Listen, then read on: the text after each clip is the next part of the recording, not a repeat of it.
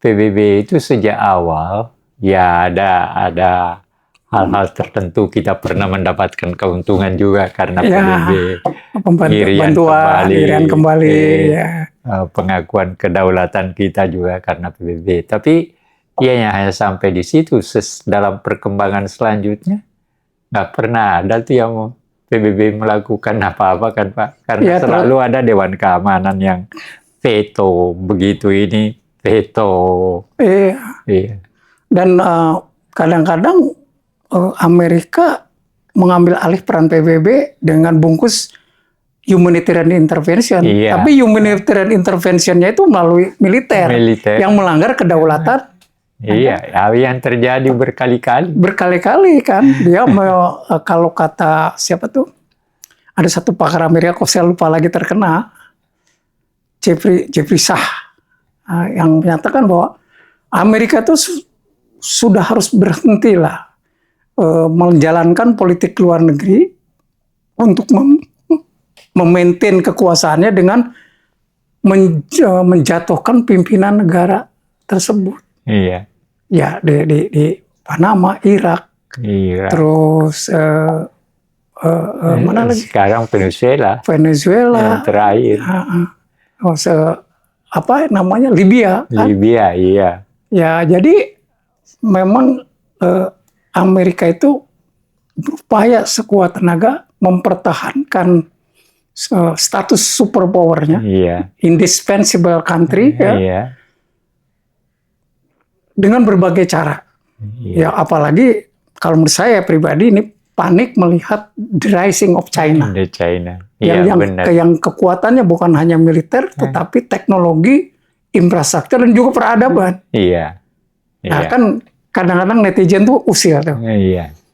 Bukan lagi memperbandingkan kekuatan militer, jumlah tentara, high teknologi, tetapi kadang-kadang kepada kondisi basic infrastruktur yang jauh tanah ke langit lah. Padahal dua-duanya bahkan Amerika masih superpower, China ada the rising, baru rising menuju superpower. Tapi ketika membandingkan kondisi sosial, kondisi keamanan, bukan keamanan militer, tapi keamanan masyarakat,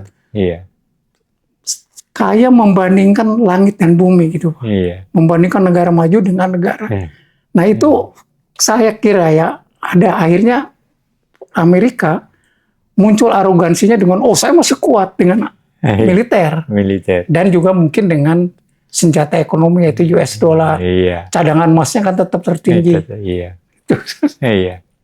Itu yang memang kelihatannya membawa Amerika. Tapi kan salah satu juga isu yang dibuat oleh Trump kan Amerika akan menjadi kuat kembali, ya kan? Itu rupanya juga. Tapi kalau menurut Bapak dalam negeri Amerika gimana? Nah itu dulu kan terkenal bahwa Amerika itu negara modern, dari mulai tahun 60-an, negara maju, dia yang mengadvocate soal HAM, demokrasi, ya. Dulu kan keterbukaan informasi medsos belum sekuat. Sekarang orang bisa melihat kondisi sosial di Amerika, ya kan? Bagaimana homeless, bagaimana orang yang obat terlarang tuh, orang-orang zombie yang di sekitar. Ya walaupun mungkin jumlahnya katakanlah dengan jumlah masyarakat Amerika persentasinya tidak banyak, tetapi itu menunjukkan kondisi sosial di suatu negara yang mengklaim sebagai satu-satunya superpower, negara yang terkuat ekonominya. Nah sementara orang membandingkan, men-shoot video juga di kondisi di Cina, tidak ada gelandangan, tidak ada kejahatan, orang jalan kemana aja nyaman secara fisik, nyaman secara psikologi, di situ kan. Nah akhirnya muncul kan pertanyaan kepada sistem kenegaraan seperti apa?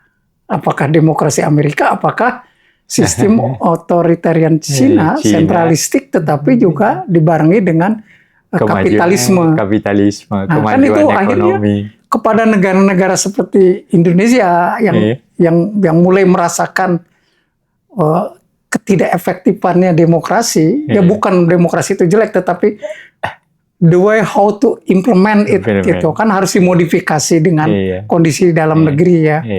Itu menjadi muncul kembali pertanyaan-pertanyaan seperti itu. Nah, dan aneh jadi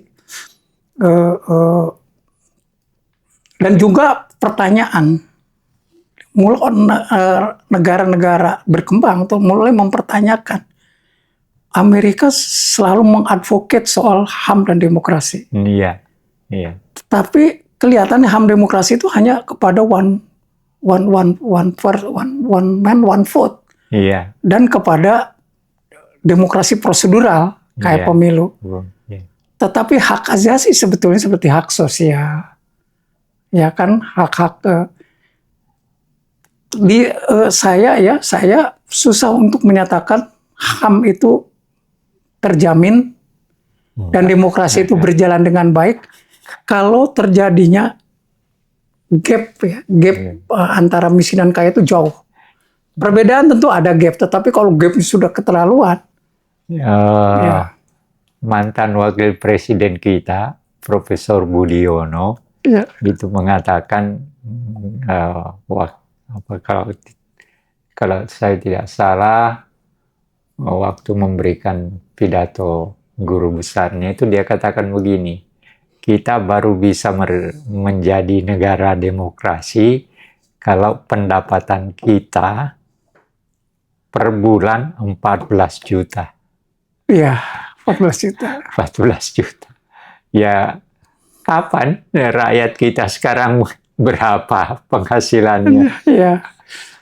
Jangankan mikir 14 juta. Lah kita aja yang seperti ini di bawah. Sebetulnya gini, penerapan demokrasi dikaitkan dengan keadilan sosial dan keadilan ekonomi. Sebetulnya udah disinggung oleh Pak Harto. Iya. Itu tahun 80-an akhir atau awal 90-an ketika diwawancara oleh Times. 88 atau 87. Ketika diwawancarai oleh majalah Times bagaimana penerapan demokrasi di Indonesia. Pak Harto menjawab kalau tidak salah, itu tergantung kepada perkembangan kondisi ekonomi dan pendidikan Indonesia. Nggak artinya demokrasi diterapkan sejalan dengan relatively equality kesetaraan ekonomi, kesetaraan sosial, kesetaraan hukum, pendidikan terutama. Itu memang satu persoalan yang saya kira kita masih memerlukan waktu. Seperti apa sebenarnya yang dilakukan oleh presiden kita sekarang. Dia memperhatikan pendidikan, ada pendidikan sekolah rakyat. Itu kan tujuannya untuk menaikkan standar tertentu. MBG juga. Lepas dari pro dan kontranya. Tetapi ideologinya ke sana. Dan menurut saya, entah dia pernah pikirkan atau tidak, atau pernah dia kaitkan atau tidak, itu salah satu sebenarnya daripada bagaimana cara presiden kita sekarang menerjemahkan Pancasila. Iya, betul. Saya melihatnya seperti itu. Seperti sekolah rakyat itu berkaitan betul dengan keadilan sosial bagi seluruh rakyat Indonesia. MBG pada dasarnya juga sama. Iya. Nah, sementara pemerintah yang dulu-dulu menurut saya sih enggak. Saya enggak melihat gitu. Paling tidak pernah ada, mereka bicara tentang Pancasila, tapi tidak ada yang membagaimanakan sehingga itu bisa diberi interpretasi seperti itu. Oh, jadi bicara Pancasila hanya pada hiasan pidato formal. Iya.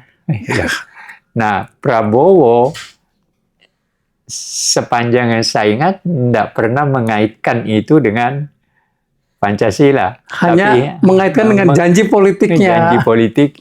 Iya. Padahal itu kalau ditarik penerapan Pancasila. Menurut saya melihatnya dari segi itu. Walaupun saya setiap pemilu saya selalu, malah pada waktu Pak Harto saya pernah ke Bappenas, saya bilang sama, kebetulan ada petingginya yang saya kenal baik, saya bilang, Anda membuat program ini dari mana? Sumber Anda dari mana? Iya. Dia bingung. Saya bilang, gampang aja, ambil pembukaan Undang-Undang Dasar 45, tujuan bernegara, tujuan bernegara segala macam, itu yang Anda seharusnya terjemahkan, sehingga itu akan paling tidak meminimisasi yang namanya cercaan orang bahwa rezim sekarang adalah otoriter hanya untuk dirinya sendiri. Ya. Itu yang ya kaget juga dia mendengar itu. Tapi ya setelah kita melihat perkembangan setelah reformasi, ternyata dalam pengertian korupsinya lebih jelek lagi. Yang lebih jelek lagi, korupsi sekarang makin berkembang kan Pak. Kalau waktu zaman Soeharto korupsi itu masih di bawah meja. Sekarang tuh bukan cut off era Prabowo, tetapi iya. Ya ke belakang lah. Iya. Dan sekarang pun masih berlangsung. Anggotanya sendiri, bupati-pati itu kan Gerindra. Walaupun ketuanya tiap kali ngomong, ya, jangan korupsi, kembalikan dong duitnya. Ternyata anggotanya kena.